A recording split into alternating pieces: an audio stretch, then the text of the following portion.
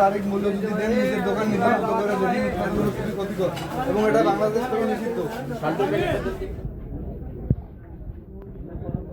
এটাতে আপনাদের মানে প্রত্যক্ষ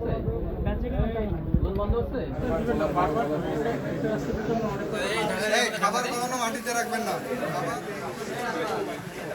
দেখেন আপনাদের ঝুল ঝুল ময়লা যেগুলো থাকে এগুলো কিন্তু সরাসরি পড়তেছে।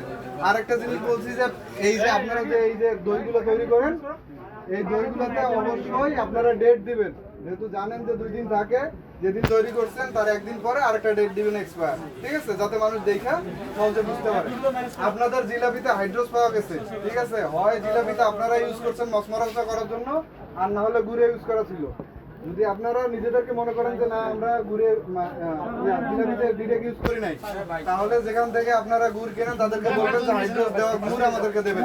ভোক্তা অধিকার সংরক্ষণ অধিদপ্তর গাইবান্ধা জেলা কর্তৃক আজকে আমাদের গোবিন্দগঞ্জ উপজেলার গোলাপবাগ বাজারে আমরা ভোক্তা সংরক্ষণ অধিদপ্তর এবং বাংলাদেশ নিরাপদ খাদ্য কর্তৃপক্ষের যৌথ অভিযান পরিচালিত হয়। এক্ষেত্রে বিভিন্ন প্রতিষ্ঠানে বিভিন্ন অনিয়ম এবং ভেজাল খাদ্যের কারণে 6টা প্রতিষ্ঠানকে 21,000 টাকা জরিমানা করা হয়।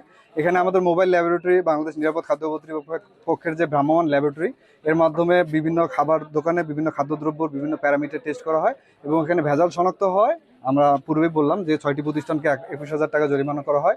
আর তাদেরকে দিক নির্দেশনামূলক বিভিন্ন উপদেশ পরামর্শ দেওয়া হয় যাতে তারা ভবিষ্যতে এই জিনিসগুলো ঠিক করে এবং পরবর্তীতে ভোক্তা পর্যায়ে যাতে সুন্দর এবং নিরাপদ খাদ্য সরবরাহ করতে পারে। আর ভবিষ্যতে এই ধরনের কার্যক্রম চলমান থাকবে। এখানে সবাইকে বলা হয়েছে যে আমাদের নিরাপদ খাদ্য কর্তৃপক্ষ এবং ভোক্তা সংরক্ষণ অধিদপ্তরে তারা যদি মনে করে যে খাদ্যের নিরাপত্তা রক্ষায় বিভিন্ন ধরনের ইনফরমেশন তারা আমাদেরকে প্রোভাইড করতে পারে, আমরা ইনশাল্লাহ আমাদের জায়গা থেকে সর্বোচ্চ চেষ্টা করব।